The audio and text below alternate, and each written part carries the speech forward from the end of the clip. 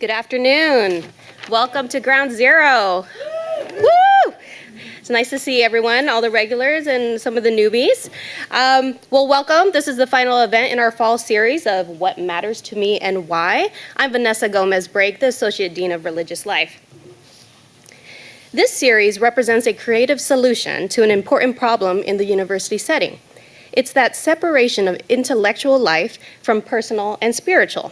What Matters to Me and Why offers the Trojan family an opportunity to hear from USC faculty, administrators, trustees, and staff in a different way. Rather than lecturing on their area of expertise or research, we invite speakers to share their life journey with us. Once a month during this Wednesday lunch hour, we get to listen in as they reflect on the values, beliefs, and motivations that have helped to shape their lives. If you would like to nominate a member of the USC community to speak at a future event, please visit our website, orl.usc.edu, and that's where you can also view videos of today's event and past events. And if you're not already on our mailing list, please sign up at the front table. We'll be announcing our spring series very soon in our newsletter, but either way, plan to join us back here at Ground Zero starting in January 16th, 2019. So before we get started, I want to highlight just a few events that we've got coming up here at the end of the semester. Tonight, if you're looking for pizza and a good conversation, join us for Polymathic Pizza with Dean Varun Soni. It's going to be at the Polymathic Studies Academy. They're at DML 241 at 5 p.m. And tonight's topic is For the Time Being. Dean Soni will guide attendees in an excavation of the theological, spiritual, and experiential meanings and interconnectedness of the moment, eternity, and being. I have no idea what that's going to sound like, but I'm going to be there. Also, they always have great pizza and veggie options, and so go from lunch today to dinner at the library. I'll see you there. After that, for the after party, you can find us at the University Religious Center for our semesterly burning ceremony. It's when we come together with students to read the prayers that have been left in the little chapel of silence. Sponsored by our Interfaith Council, it's a good time to read prayers in your semester as well as enjoy some s'mores. So that will be at 7 p.m. at the Religious Center. All right, that's it for our announcements. Please take a moment to grab another sandwich, and actually they may just be out, but please grab a sandwich and grab a seat. After today's talk, we'll take about 10 minutes for a Q&A, so please have a question ready. And I'll ask that you please wait for the microphone before speaking. That way our camera can also capture the question, and that way everyone can hear you clearly. Today, we will be hearing from Jaime Velasco, a maintenance technician with USC's Facilities Management Department. As some of you may know, Jaime is a long friend of the Office of Religious Life staff. He was nominated for this speaking role by our Senior Associate Dean, the Reverend Jim Berklow. And today, he will be introduced by the Dean of Religious Life, Varun Soni. So please join me in welcoming Dean Soni back to the Ground Zero stage.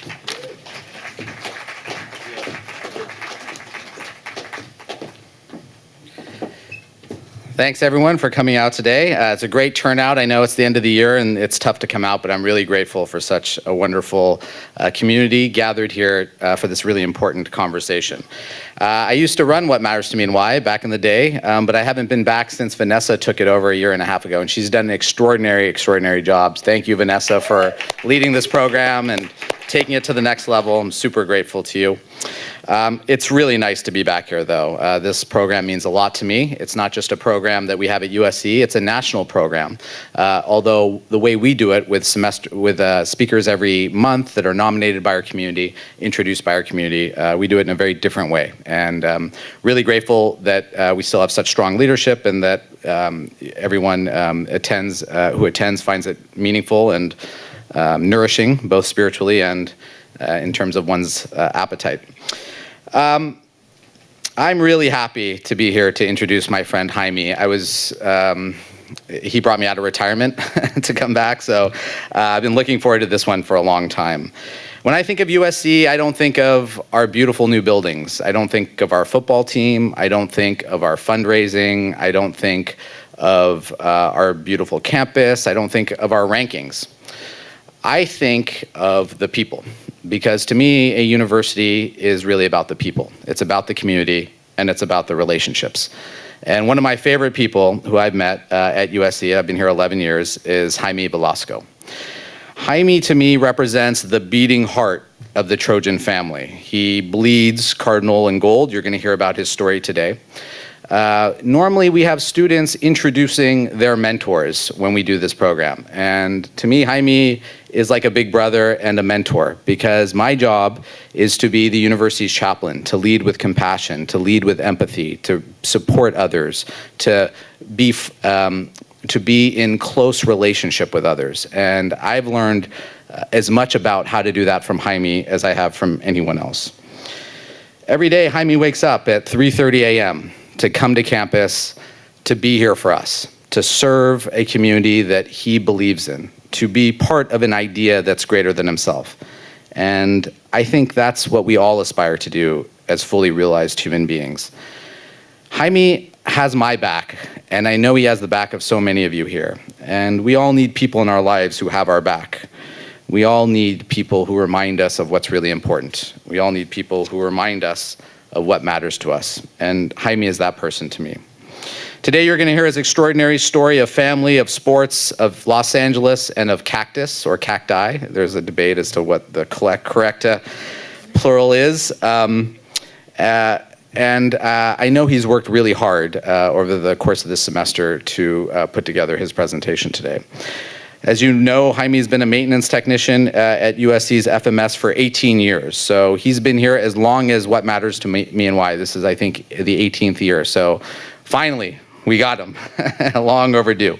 In 2011, he was the recipient of the Sam Lee Award for Outstanding Service. It seems to me he could win that award every year. Before I introduce him, I just want to say I know he's a little bit nervous today, so let's show him the love. I told him it's all love here. Let's show him the love. Please join me in welcoming our dear friend, our dear colleague to the What Matters to Me and Why stage, Jaime Velasco.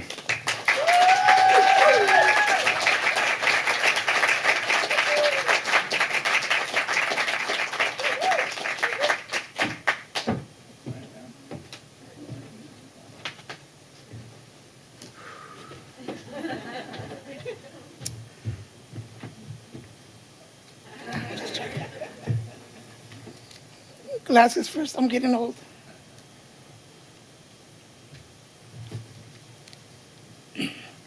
Good afternoon, ladies and gentlemen. Thank you, Dean Soni, for the very nice words. I really do appreciate it. Thank you all, my coworkers and other staff, facilities management service, thank you. Also, campus friends, USC, and the USC Office of Religious Life. Sorry about that, I'm very nervous. Today I would like to share with you my story of how I got this amazing job. The one I have now, working as a zone tech. I will also share my story by talking about what had mattered to me.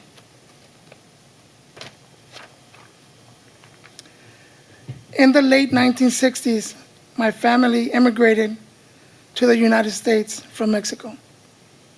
Like many families of that time, they were looking for a better life, especially in my parents' career opportunities. I'm very grateful that my parents had this opportunity to move to the United States. It opened up doors for me and for my family. So we could have the kind of lives that I have now. My sisters, Adriana and Norma, my brother Victor and I, we grew up around USC neighborhood in South Central Los Angeles in the 1970s and the 80s. At that time, there were lots of street gangs and crime. It was very tough. It was a very tough place to live. It was hard for us at that time. We were one of the few Latino families living in the neighborhood. Today, this same neighborhood is a very nice place to live. However, as I said, that was not the case growing up.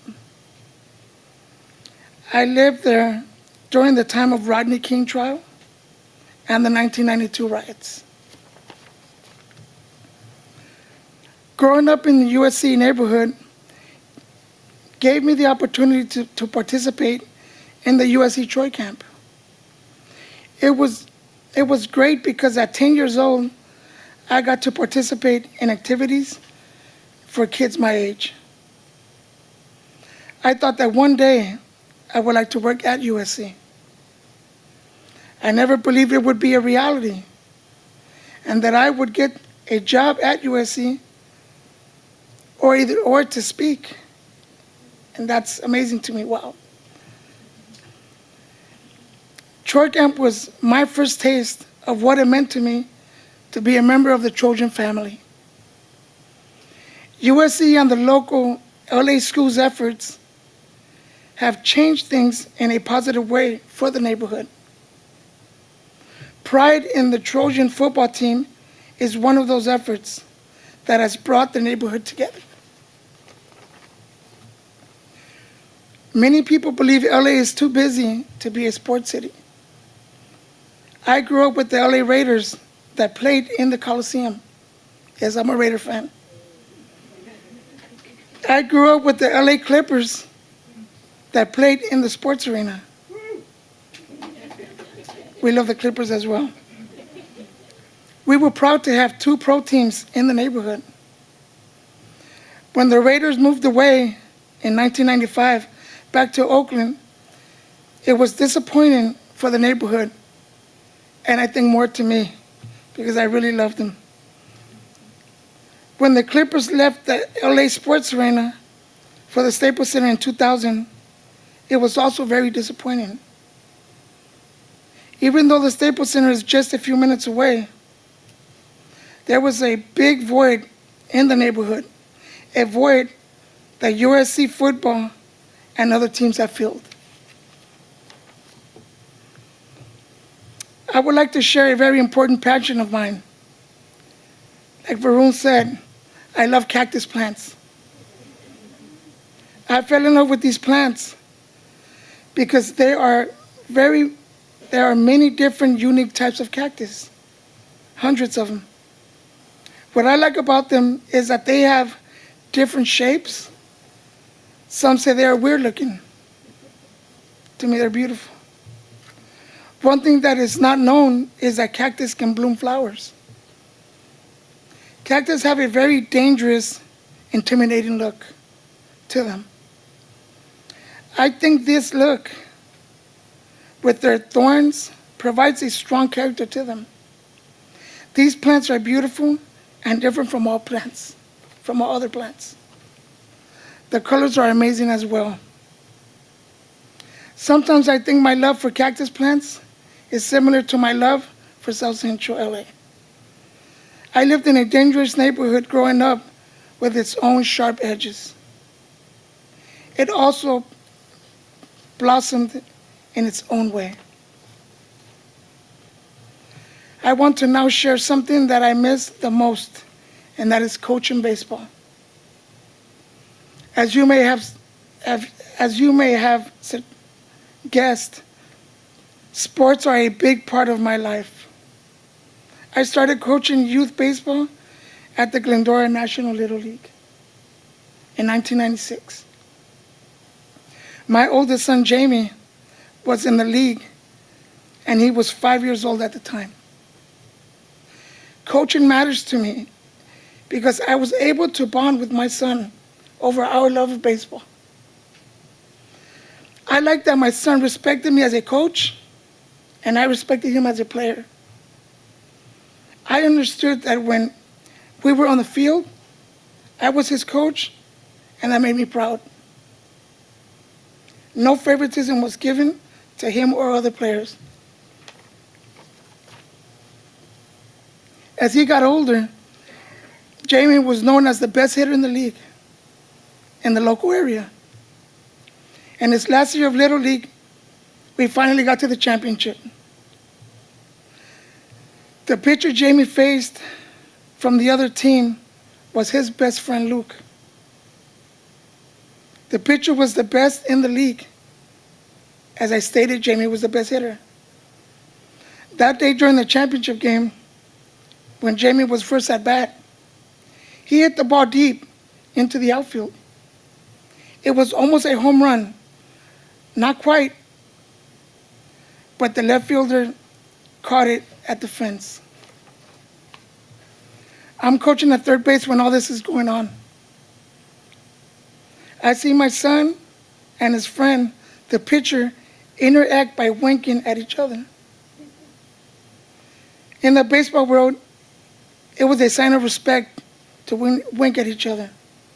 The pitcher's letting the hitter know that you almost got me on that one. Good hit. They gave each other mutual respect. The other team went on to score 2 runs on offense, and our team was losing 2-0. In the 8th inning, we were on offense up to bat. Again, my son steps up to the plate, his friend pitches, and the umpire goes, strike 1.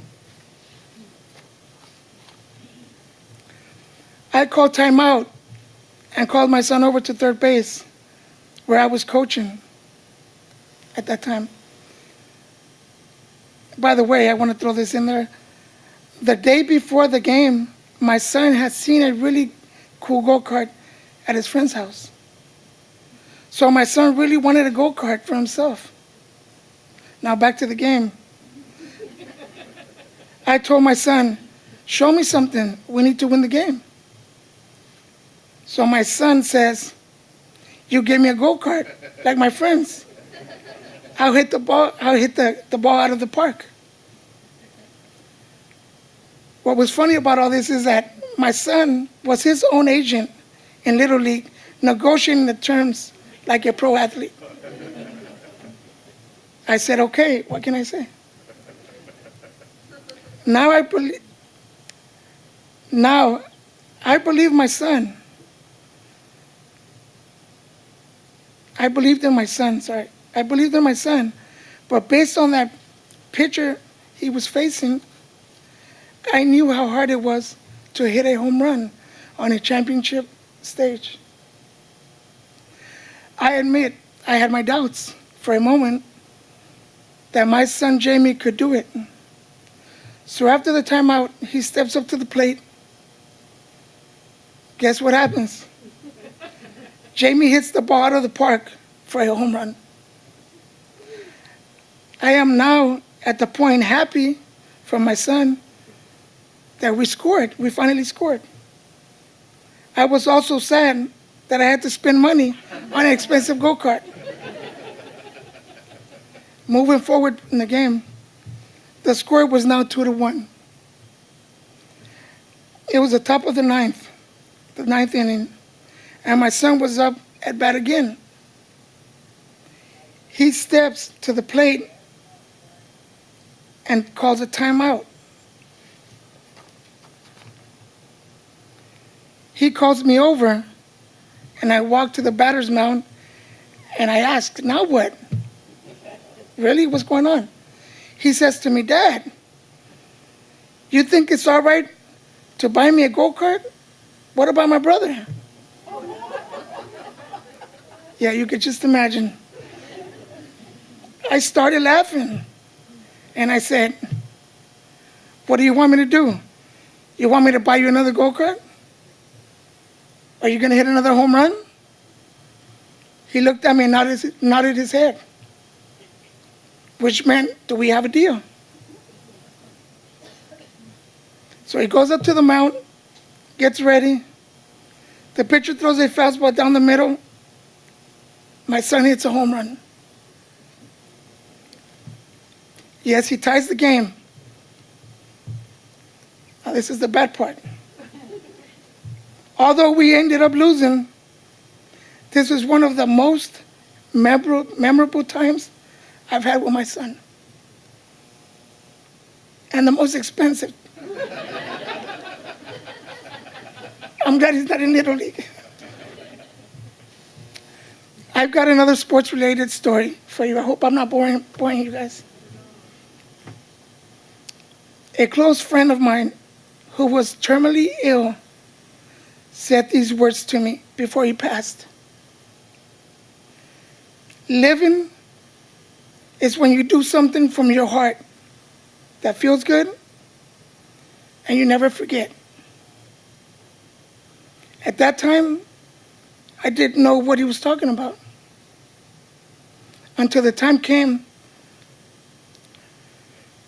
for me to have these feelings in my own life.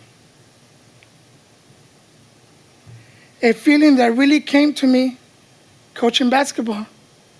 So yes, I do it all, basketball, baseball, everything. I have had a passion for playing, watching, and coaching basketball. I play the game whenever an opportunity presents itself. Yes, I still play. And don't let the NBA hype fool you. I'm pretty good.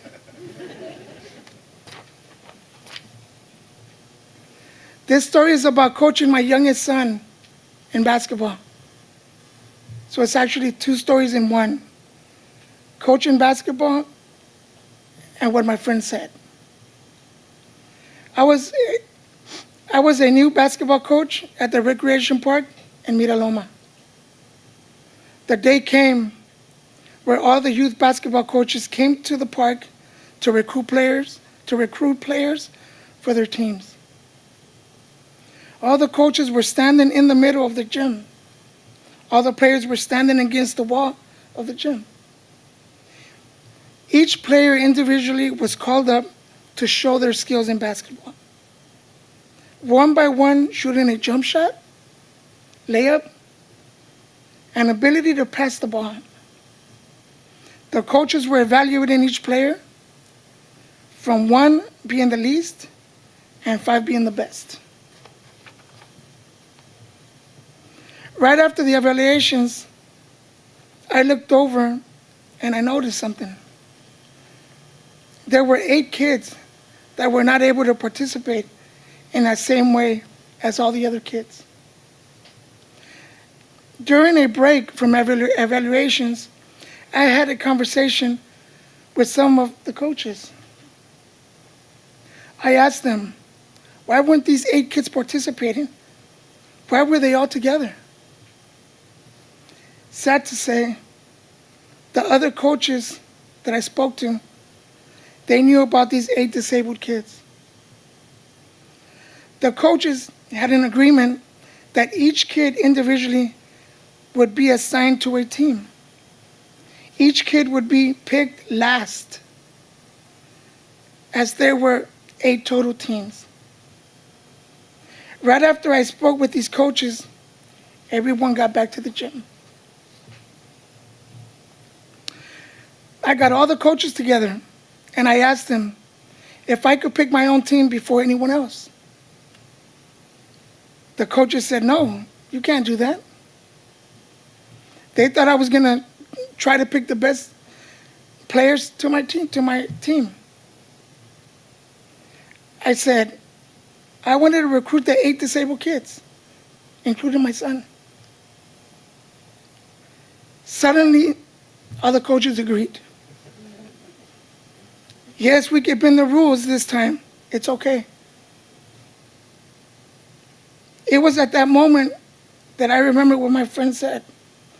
Living is when you do something from your heart that feels good and you never forget. So I chose those kids to be on my team. For the first time, they were picked before anybody else. If I could only show you the smiles on their faces. It was a great moment for me as a coach, a human being, and the players. Knowing they were just important as any other player in the youth league. I really got what my friend was talking about. That was the day. Although we won only one game that year, We managed to beat the #1 team, knocked them out of the playoffs. It was a memorable season for us all. Last, but certainly not least, I also have a daughter. Her name is Jasmine. She changed me in ways I never thought possible. I spent lots of times with her. I never saw myself playing with dolls, dressing up, and having tea parties. But I do it now. Because I love to see her smile. She is my heart and joy of my life. I will do whatever I can every day to make her happy and feel loved. I would like to now get back to the question of what matters to me and why.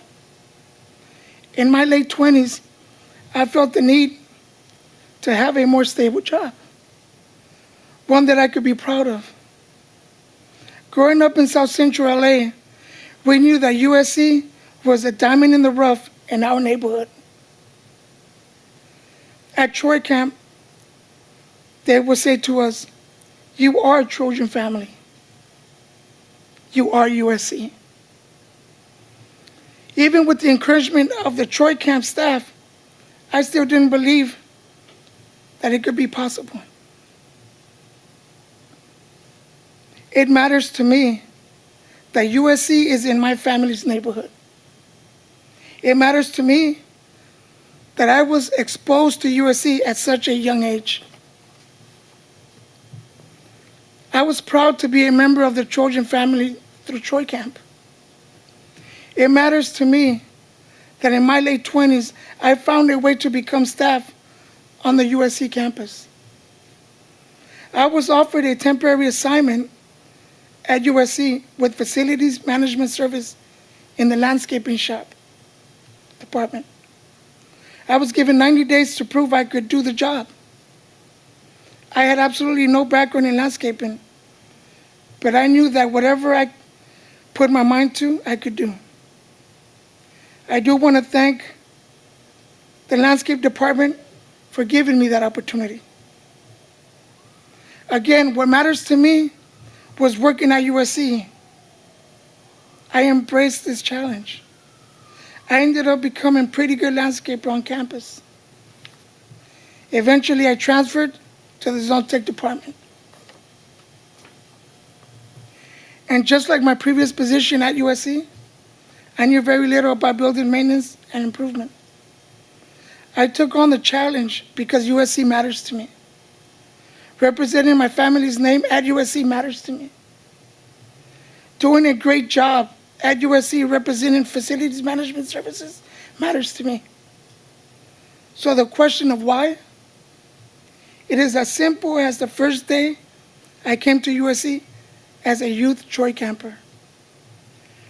While I may work on this beautiful campus, this is the most important to me. It is the relationships with the people at USC that meant the most to me. Once a Trojan, always a Trojan. And being here, doing a great job as a member of USC family is why. As they say, you are a Bruin for 4 years. You are a Trojan for life. Thank you for your time and listening to my story of what matters to me and why.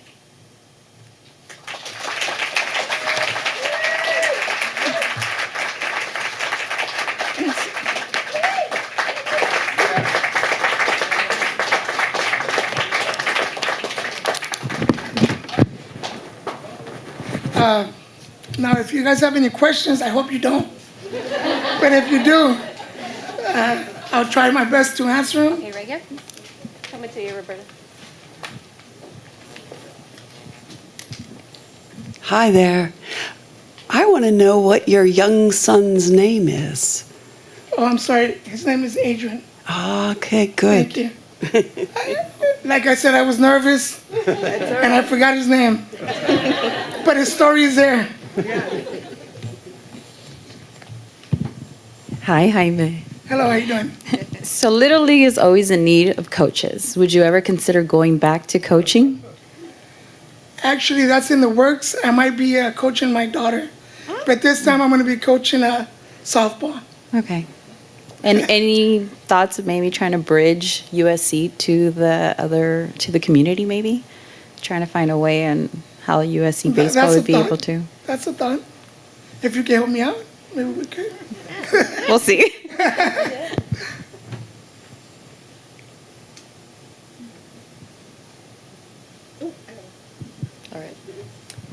Hi, thank you so much for your words. So obviously you know USC pretty well. So do you have any like secret spots or like secret, that you could share, what's the best, do you have like a favorite spot on campus to like hang out where, maybe you don't want to give us your secret spot, but like. Well, that's the problem, that it's a secret spot. Why would I say it? Favorite spot? Yeah, favorite spot? A favorite spot. That's a good question, actually. No, I actually, yes. The religious, my apologies, URC. That I love to go there and vent. And it's a good place to go. I recommend it.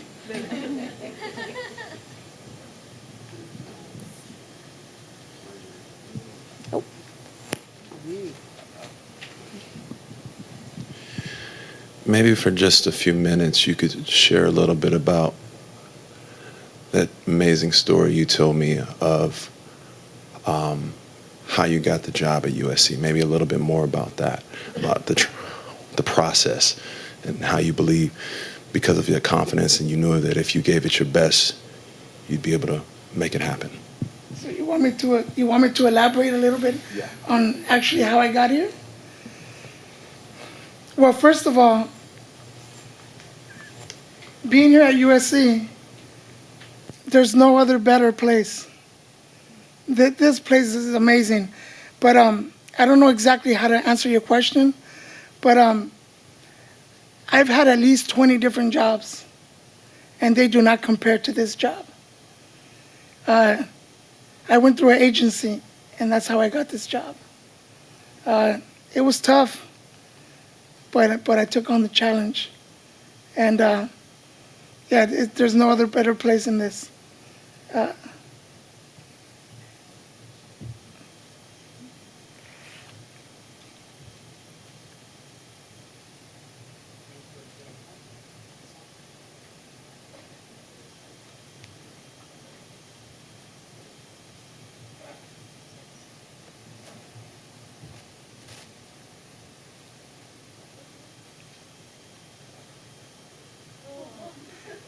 You can come up here with me and say, so you'll see how it feels. That's fine, go ahead. I was looking at your bio, the information on the page that was promoting. Pretty good go. Thank you. Okay. Yeah. So I was looking at your bio information on the page promoting today's talk, and it said that you had created or started a pay skills training program. Actually, I want to kind of correct that. I did not start it. What it is that the zone techs, the facilities management and landscape, we have what is called the pay for skills. What it is I was part of that team, and that is to teach others how to do the job. I don't know exactly. So you can move up. Well, let me start this over. What it is, when you come into our department, you're at level 1. And your goal is to get to level 4 or level 3, whatever level it is. Now you get there by learning the skills. That pay for skills, you learn those skills and you keep moving up. So it's a learning process for everybody. So you can learn how to do everything that's needed. Still coaching. So yeah, I did not create it. I was part of it.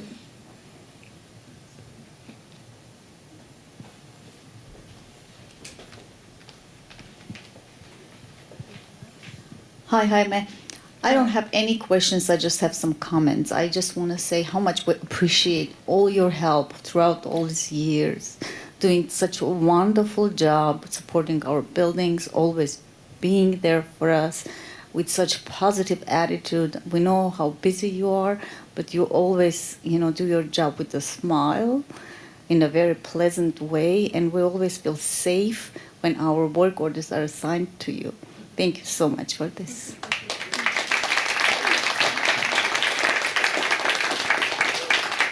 Thank you so much for that comment. I really appreciate it. Thank you.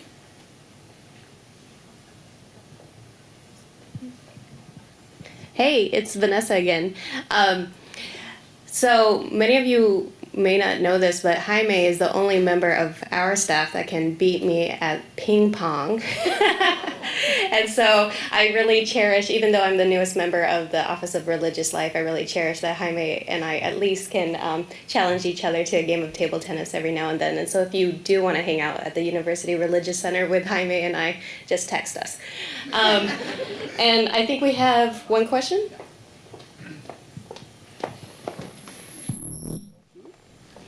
So you've talked a lot about the Trojan family and how much that means to you. But over the years, your own family has also worked here since you've come here, your son, your mother, etc. Can you talk about that, what it's like to sort of become a part of that the Trojan family, and then to have your family also on campus as part of that family as well?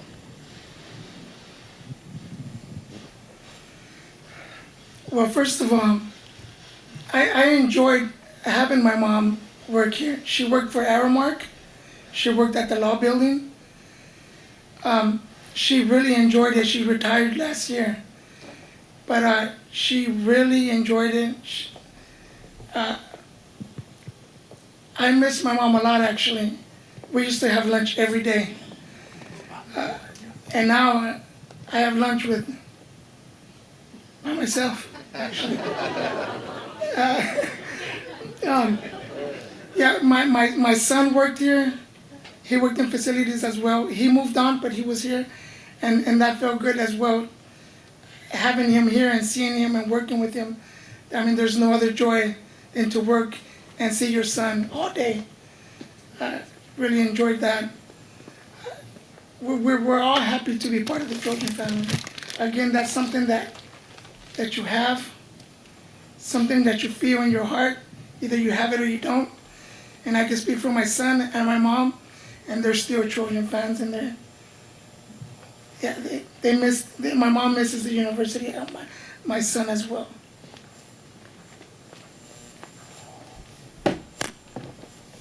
Well, Jaime, you messed me up, man. That was beautiful. I'm just very touched and choked up. So. Thank you. Is there anybody else here who feels like you never felt more Trojan in your time than you did today? Do I hear an amen? Amen. We are Trojans because of you, like we've never been. So thank you. I do want to say something as well. Just want to add to it. I do want to thank you guys for this. I really do appreciate it. It means a lot to me. But also, the focus was on me. And in reality also, I have a team that helped me get here and taught me a lot of things. And they're in the back. They're in the back. Yay! They're in my zone. FMS. And they taught me a lot. And I'm still learning from them. So thanks to them as well. Amen. Yes. Well. To remember our moment by here, we present you, Jaime, with this journal to keep on keeping track of what matters to you and why. And one other thing I want to present to you is in honor of something that you did not really get into that I think everyone should understand. That is, this man is artistic, very visually oriented, and has an eye for design. And so stick around afterwards and ask him to show you his pictures of his home and the super arty stuff that he's done with cactus and rusty stuff, and he's amazing. And his artistry shows up in the work that he does for us on our campus, and just exquisite detail and care about the way things look. So hallelujah for that. So in honor of that aspect of who you are, this is from me. Later, you can open it. We love you, Jaime. Thank you. All right. Stick around.